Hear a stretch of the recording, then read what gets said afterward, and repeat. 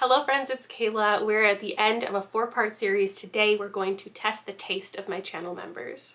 We already pit the social media sites that I frequent against each other. Here is where the leaderboard stands. This is what you could call the end of the series technically. But I also have a wonderful group of individuals who help support my channel. We have a lot of fun together, mini readathons, book clubs, live shows, movie nights, and they have all provided me their 10 favorite books of 2023. So we're gonna go through the spreadsheet. I've already pulled out who has the most in common because there was a lot to look at. Just like the other videos, yes, I want the top 10, but if somebody included honorable mentions, I can't control that. So that brings us to our most in common with Amy. We have in common Legends and Lattes, The Witch's Heart, Pure and Nessie, Slewfoot, Come Tumbling Down, Sword Heart, The Other Side of Night, the something Deaths of Evelyn Hardcastle, Gideon the Ninth, and then I have even more to choose from. I could go with The Bone Orchard, which I do have on my TBR, A Treacherous Curse, which I do have on my TBR, and The Wishing Game, which I have on my mental TBR, but not physically. I'm definitely leaning towards a Veronica Speedwell because I'm always going to look for an excuse to continue in that series.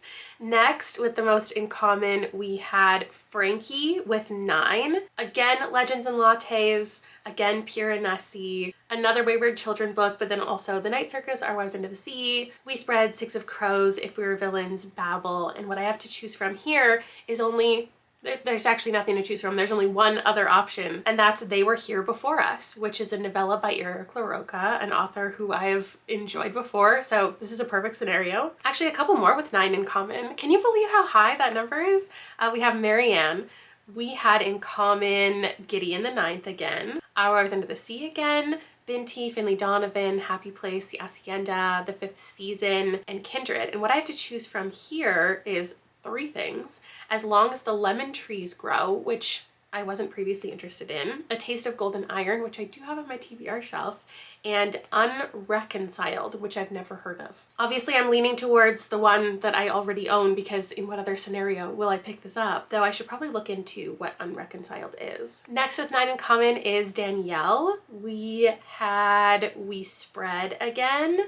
Vampires of El Norte, The Last Tale of the Flower Bride, Yellowface, Natural Beauty, Everyone in My Family Has Killed Someone, The Adventures of Mina Al-Sarafi, Confession, Silver Under Nightfall. And the only thing that I could pick is called 6 Deaths of the Saint, which is by Alex E. Harrow, which is an author that I just said in one of my most recent videos I'm not going to read again. Thankfully, this one is a novella. I think there's actually only an e-copy of it. It'll go by quick. Maybe that'll be my perfect scenario with this author, is something short. Then I also have a handful of members with 8 in common.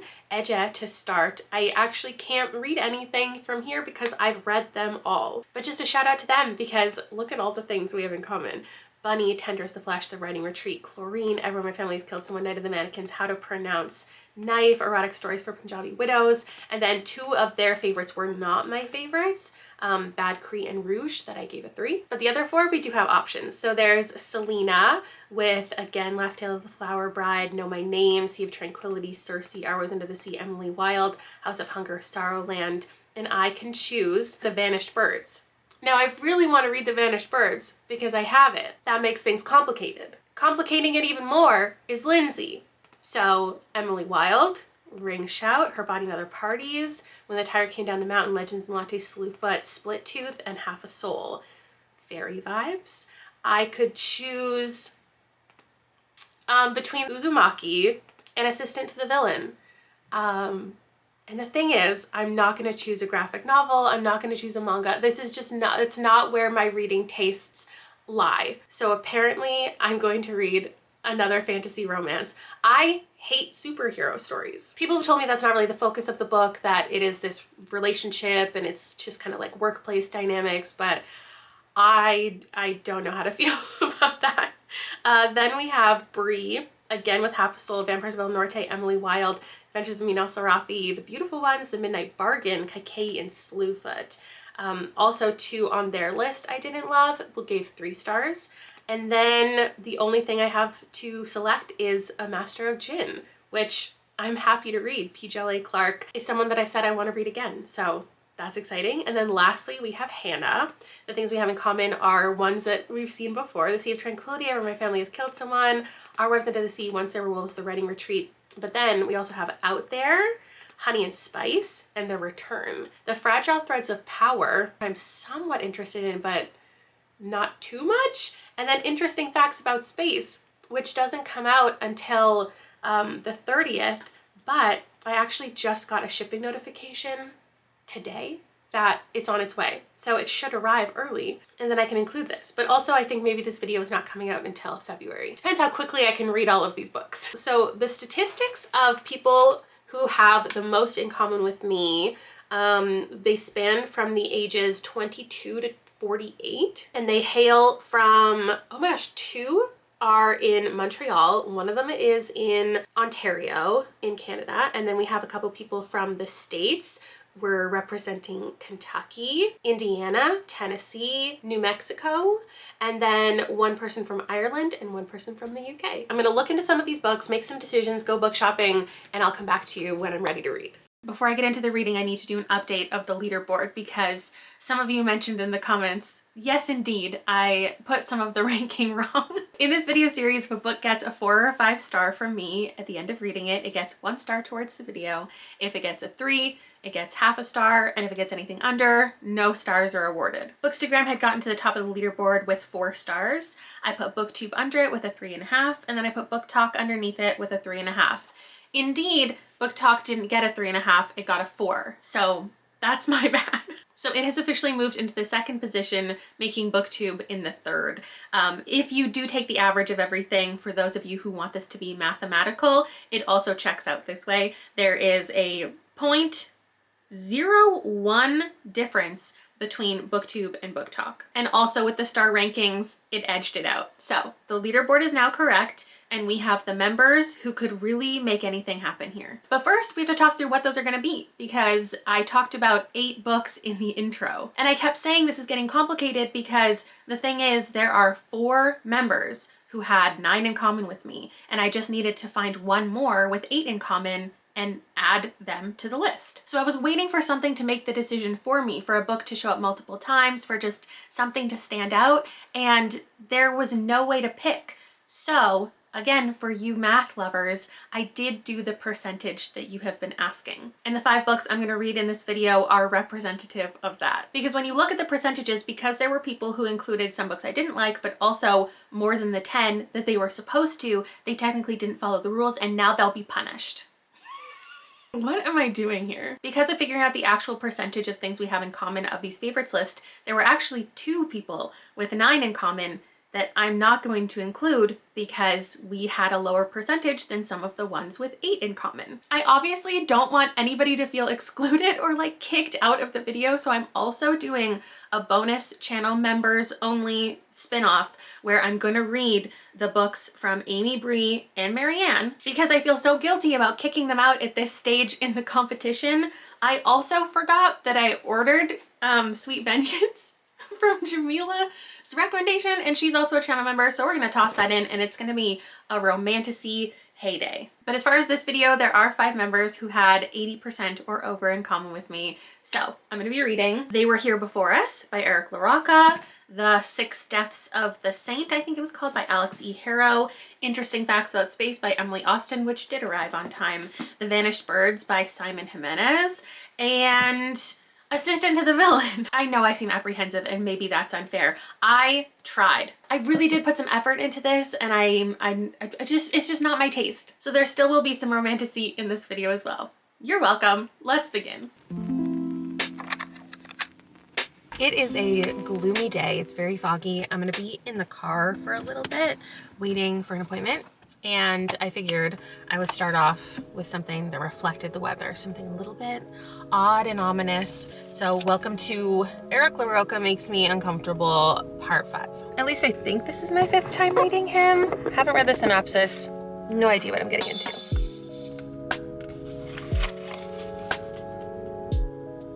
Am I reading from the perspective of a beetle?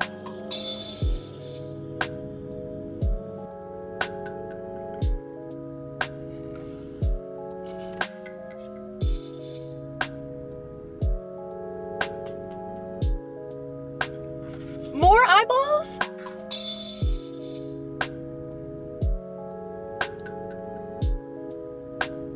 Oh.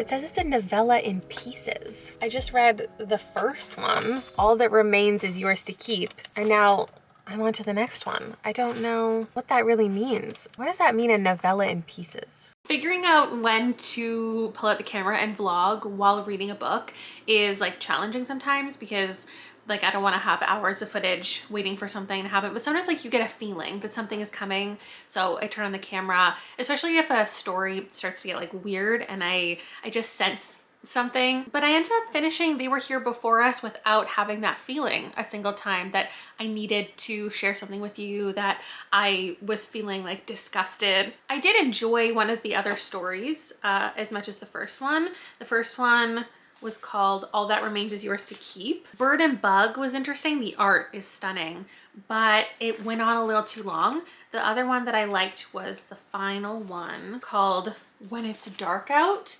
So a lot of them were from like animal POVs or had animals within them. I think as a collection, I don't think this is a novella, as a collection of short stories, they had a more cohesive theme than these two about humanity and, I don't know, consumption. There was a lot of consumption. And I know also this is not a short story collection, but like, yes, it is. It's just a collection forced together because the person in the book is writing all of these stories. I think, if I'm remembering correctly. This I gave a 5.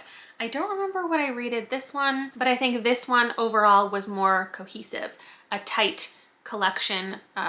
The intent was there. I just didn't really like love any of the perspectives. I didn't think that they went in a direction that I expect Eric LaRocca to make me feel, with like just the grotesque. There was some grotesque things, but I was more like, huh, than ugh. I'm gonna land on a 3 because there weren't too many in here and I enjoyed like 3 of them. The video is getting half a star as the first book, which is fine. Plenty of places to go. We're gonna read the novella, the other novella next. I'm apprehensive about the next read, but excited, willing to be wrong. I just want to get the hype so bad for Alex E. Harrow. Oh, this lighting is not cute. Is that better? I normally would just update you later and not in this moment, but I have a feeling I'm gonna finish the next, sorry, I just ate dinner sitting in the vehicle. This is also my husband's hoodie. I just dropped him off at the gym and Liam off at hockey, and I have some time to eat my dinner, did that, scroll through TikTok for a minute, and then I was going to read the ebook of 6 Deaths of the Saint, but it's also apparently available as an audiobook and it's like under an hour. So I'm gonna listen to it instead of reading it because all I have is my phone and I hate reading on my phone. So that's what I'm gonna be up to for the next, I don't know, a little bit. Depends how fast I wanna listen to it, and then I'll be able to review it right away. You were a child the first time the Saint of War came to you. You had fallen ill again in the tiresome and inevitable way of the underfed, and the steward had sent you out to the barn so the lord and lady might not be disturbed by your fevered moaning. Is it written in second person?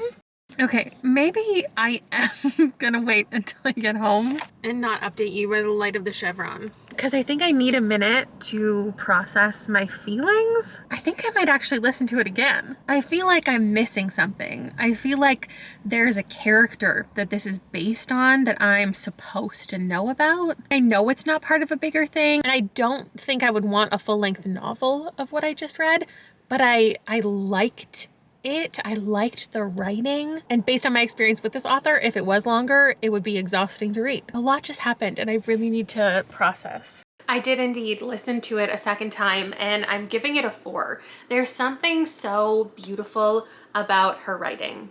Language, the quotes you could pull out of here. I would love to own this physically and highlight it. It's literally 30 pages, so I don't know how to go into the plot. But it's about this woman.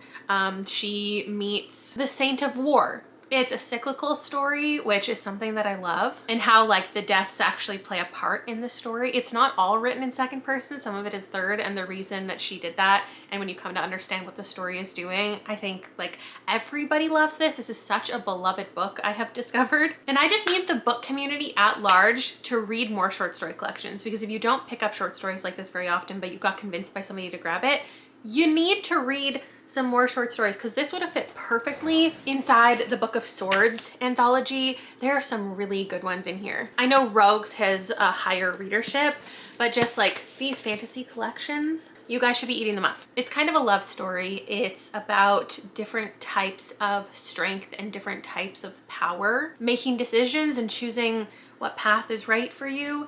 It was very well written. It was compelling. I needed it a second time to like fully understand everything, but this is officially my favorite Alex E. Harrow. I have liked each one I've read better than the last, and each one has been shorter than the last. If she came out with an anthology, it'd be good. I just know it'd be good. I still don't have any more plans to pick up more of her full-length stuff, but I'm glad that I gave this one a chance. And that means the members have officially collected their first star.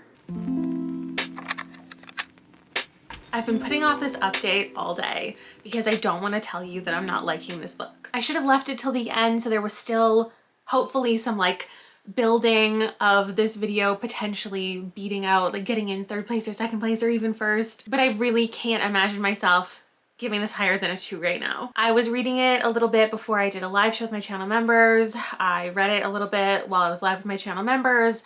We watched the NHL All-Stars skills competition, read a little bit after. Like it's not late. I'm not gonna say it's late because then you're gonna tell me to put my glasses on, which I will once it hits like 9 p.m. But I really just don't want to be reading this, and I don't see what you guys see in it. I don't see it. I want to see it. I want to be that girl. It's reminding me right now a lot of My Roommate is a Vampire, which I also did not like. I'm sure there are books where I've liked this dynamic. I can't think of any examples, but where there's like this overlord, I don't know, this like evil guy and this quirky, sweet sunshine girl, and they end up like getting along more so than you would expect because they're totally different. But she's just too quirky. She's too clumsy. She's too happy, and maybe too happy. That's so rude.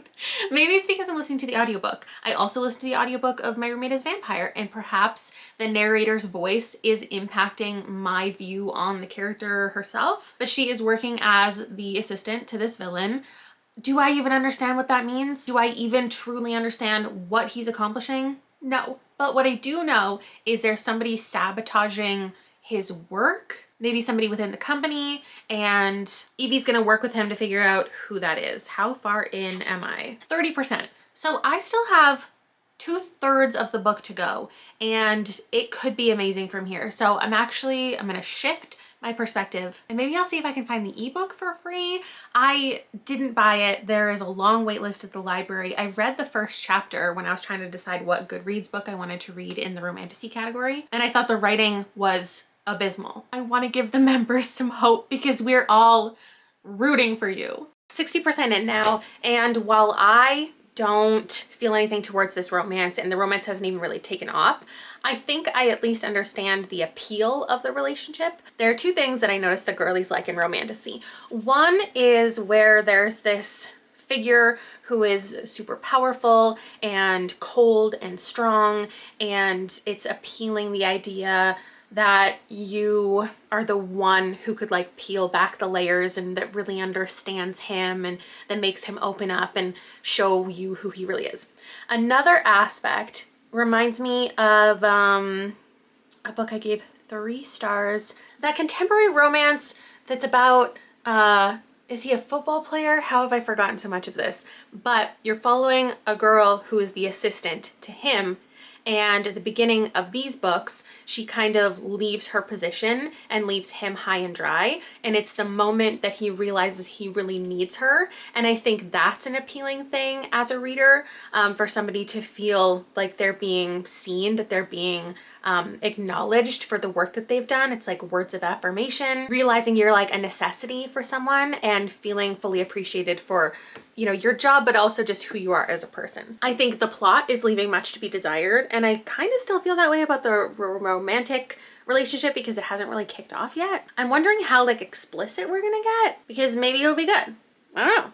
When this book said to me straight-faced, Evie loved hugs. Hugs were her very favorite thing in the whole world, I knew it was over for me. She was giving off Buddy the Elf energy. Just as a whole, like, y'all loving this book is shocking. This is not targeted at Lindsay. just the internet at large. Lindsay's chill. She doesn't care that I hated this book. And obviously there are so many books that I love that you all don't get. But I'm sorry. The hype surrounding this book is shocking. It being in the second place in the Goodreads Choice Awards in the romantasy category is shocking. I will admit I wrongly assumed anything being in this category meant inherently that it would be steamy, and that's just an assumption I made based off the horniness of TikTok. I know this isn't the book talk episode, but this book like got created and took off on TikTok. Overall, it broke me as a person. It broke my 1-star streak too. Haven't given out a 1-star in over a year. So thanks. Just kidding. I love all of you who mentioned this book. It actually was only on the spreadsheet 3 times from 1,000 members who participated. And the other 2 people who mentioned it, it kind of makes sense to me with the other things that they mentioned. And like, yes, with Lindsay's, this is light fantasy and there's light fantasy here, but this one was just another beast. It could have been camp, it could have been parody if it was funny, but nothing funny was happening. My broken funny bone, I guess, has never been more pronounced. It had unexplained magic, non-existent world building, an underbaked mystery plot, and a tragically simple Grumpy Sunshine dynamic where the grumpy person was a literal villain, but no, he wasn't. He's basically making life difficult for this king, and then someone's making life difficult for him. We find out who that person was, which was not surprising, and the book is over. I so deeply don't get this one outside of the things I talked about before and why I think people like certain types of books.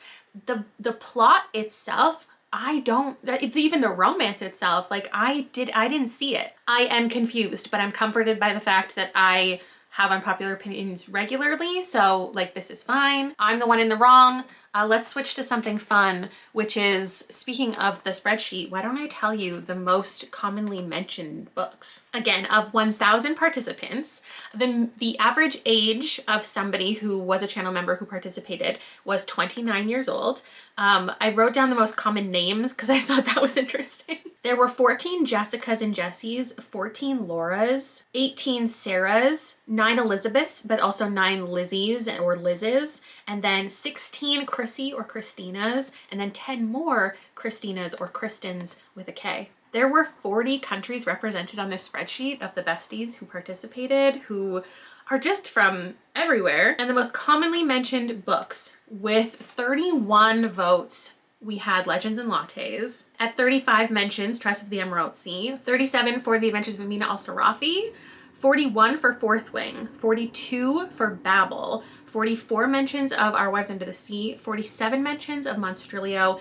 50 for Happy Place, 51 for Yellowface, and with an overwhelming lead at 69 mentions, Emily Wilde's Encyclopedia of Fairies. I have read 9 out of these 10 most commonly mentioned ones. I think some of them were probably because I forced my members to read them. I'm so glad to know we have so many things in common. But suffice to say, the members have not won the competition. There's always next year, and I'm gonna read something else next. Another late night in the vehicle update. We are far away from home at a hockey game. They just tied 4-4. And I read like 50 pages of this when I could fit it in. It's interesting facts about space. I read Everyone in This Room Will Someday Be Dead by Emily Austen last year. It was actually at Bestie's Book Club pick, so we have a whole live show about it. I gave it a 4. And this one I feel like we're following the exact same character. We're just in the head of somebody, 20-something woman having a lot of like obsessive thoughts. She's struggling with everyone around her being neurotypical and her having to constantly be masking, be like altering the way that she acts in public based on what she's perceiving everybody else as how they're acting. The synopsis just talks about a lot of her opinions and the things that she cares about. Like, she's obsessed with space. She works for, does it say in here? I was reading, she works for, I forget what it was called, like aerospace. I can't remember exactly how it's phrased. But she has a career in space stuff, and she's constantly telling her mom facts about space, and she like has this fear of bald men at the beginning and can't stop obsessing over like seeing them. Are they following her? She's very anxious when she is in her house. She's like locking all the doors and she's constantly like looking to see if somebody is after her. She's scared of like kind of encountering anybody, so she will even sneak out her window to avoid talking to her neighbor. But I don't know the actual plot of it. I don't know what's going to happen in these pages. It says like she gets into a romantic relationship, but I don't know if that is the plot. The first book that I read from her, she like got a new job somewhere and she wasn't fit for the role, but she had to like stumble her way into it, and then she came across like a kind of mystery to solve. In this one, I don't know if there's something like really happening, so we'll see. Making good progress through this. I actually have all day today free to read this one and my next book. I'm nearing the end. I think it's good. I think a lot of people will be able to connect to this main character. She is throughout the book seeking help, getting used to the idea of seeing a therapist and talking to somebody about her potential neurodivergency. She also has this like tenuous relationship with her mother, and she went through some stuff with her father starting a new family and leaving her and her mother behind. He even like named her stepsister like a really similar name to hers, and that's something that like constantly comes up. She's like, why would he do that? It's as if he didn't get it right with me, and so he decided to try it again and just create a whole new version of me. She does have various relationships throughout the book, but there is this one woman who she is more consistently dating now, and they're having to like, you know, get along and figure each other out. So there's a lot of moving parts in here. The main focus is her obsession and her paranoia, and she listens to a lot of true crime podcasts, and this kind of came up briefly, but it made me think like the idea of a podcast making women aware of how women get taken advantage of, get kidnapped, etc., and pairing that with like advice of how to help women and to tell you to be vigilant. And like I just remember, you know, there was this whole thing on TikTok that was, here's how to keep an eye out for people who are trying to target you. They'll like leave something on your car, or they'll leave something at your door, and these are the things to look out for. And that's all supposed to be good advice, but for somebody who is already like a paranoid person, it's almost like you're giving them permission, giving them more reasons to think their paranoia is justified, when it may just be like a mental thing that they need to work through. And that train of thought can even go further for me as far as people needing to take their responsibility seriously, being a public figure, and the type of life advice that they are offering. Because like even something as simple as maybe your audience doesn't understand sarcasm or exaggeration the way that you think they do. There definitely needs to be a level of care when you are somebody who is doling out suggestions and advice to your listeners. Anyway, she is convinced that somebody's coming into her apartment, and so she's trying to figure out how to prove it. So she like one day left a grape in front of her door to see if it would move when she came home, and that like it flashed back to when I was 8 years old and terrified that someone was going to break into the house, which is like a justified fear because our doors didn't lock. But I was terrified of kidnappers and killers, and I would put baby powder along my door, or I first started putting thumbtacks, and then one of my parents stepped on it one time and I got in trouble. But then I started putting baby powder down in the thought that if somebody came in and I was murdered, then at least they could like figure out the footprints that way. I think JonBenet Ramsey was mentioned in here briefly, and like me being exposed to that in the news when I was 6, 7, 8 years old. She died when I was 6, when she was 6. That definitely contributed to my fear, and it just made me think like how my life would be so different if that fear had continued into adulthood, if that's something that I was struggling with now is fear. Because lucky for me, that was a very brief time in my life, but for some people, they are paranoid. And so being in this woman's head is not enjoyable or relatable for me. Though there are moments that are fun and lighthearted, I could see how it would more work for somebody else. I finished Interesting Facts About Space.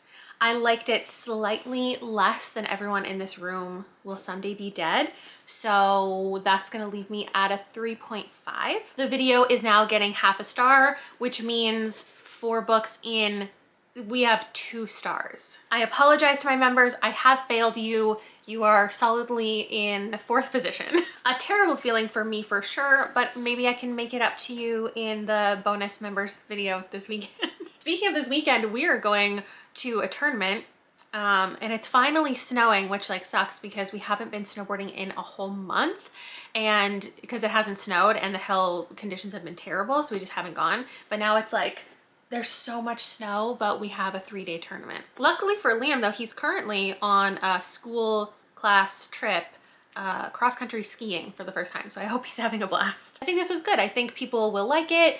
It really went off the rails a little bit at the end. I feel like I had whiplash. There was a moment where something was revealed that was really shocking, and then something else happened that made it no longer shocking. I don't want to give anything away. If you've read it, you know what I'm talking about. I just was not expecting the roller coaster of emotions at the end. It wasn't a good thing and it wasn't a bad thing. It just was. It was a lot to take in. I think getting to follow Enid's arc and what she experienced and what she confronted was good. Emily Austen is a good author. I'm really glad that I ended up reading this for this video because I don't know when else I would have gotten to it. It was a pre-order. I was anticipating it. There's definitely an audience that absolutely will love her writing and just give her 5 stars across the board. So I'm excited for this to end up in the hands of those people. And I'm gonna move on to The Vanished Birds. So I'll check in with you when I'm a couple chapters in, so I know what it actually is about. Okay. First impressions. The first chapter, which felt like the first story, this feels like a collection of stories, it was called 6 Harvests.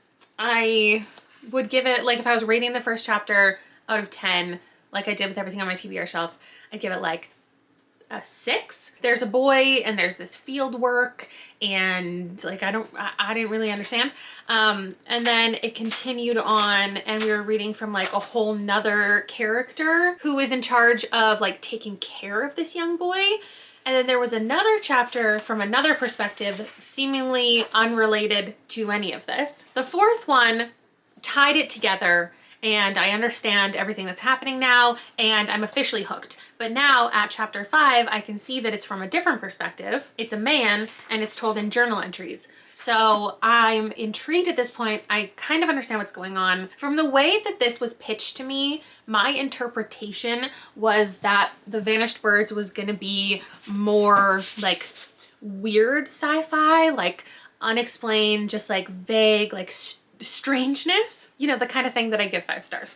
But it is more hard sci-fi, more makeshift family following through a long period of time, a traditionally structured science fiction novel that I traditionally give like, I don't know, a 3 or a 4. We're following Naya and she is feeling responsible / is given the responsibility of creating a privacy bubble for this boy who, what does the synopsis say about him? It doesn't say anything. Okay, so there's something that this boy is like expected to do or be, and she's basically taking care of him, waiting to see what's gonna happen with him. And she has to create this whole new crew because her old crew doesn't want to be involved in this journey. And so there's a whole bunch of characters introduced. We learn all about them and their like jobs and all of this stuff about the space travel and the planets. And now that I'm 140 pages in and I have a good understanding of what's going on, it is going to switch to something else, but I'm liking it enough to continue. I think I am going to grab the audiobook. I just wonder if that'll help take me through the story, because right now it's a fine experience. I think it could be a good experience with somebody narrating it for me.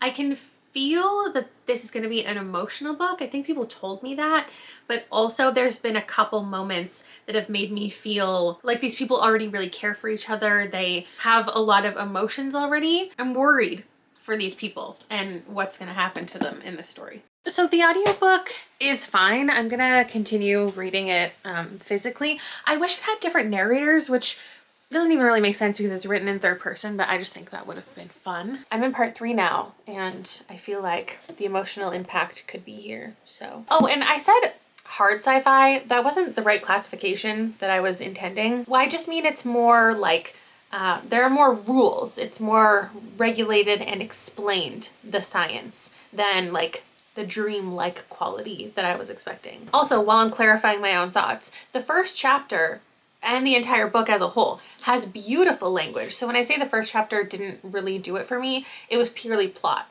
Like the actual sentences and language is stunning. There are a lot of themes in here. Loneliness and sacrifice are the ones that stand out to me. It's interesting enough learning how everything works. Time is different depending on where you are and what you're doing. There are these like trade planets where the spaceships come and they take stuff other places. So there's a lot of different roles within the galaxy, but it's mainly about the connection. If you gave this 5 stars, it's because you love like the relationships between all of these characters. If you're a found family connoisseur, I'm sure you'll eat this up. All right, I've been putting off this update long enough. I need to go to bed, and I need to tell you officially that I'm giving this a 3.5. So it is getting half a star, not a full star, which means this video is ending at 2.5 out of 5, which honestly just sounds worse than it is because these were all in the 3 range.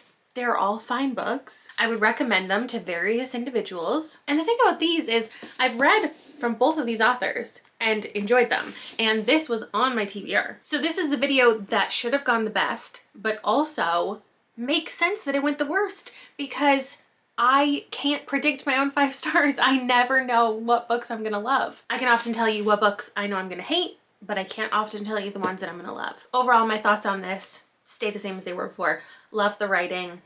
The characters are written in a way for you to really connect with them. I just didn't, for some reason, I didn't feel the pull that I wanted. I didn't feel any emotions when I know that I should have. The end got a little odd.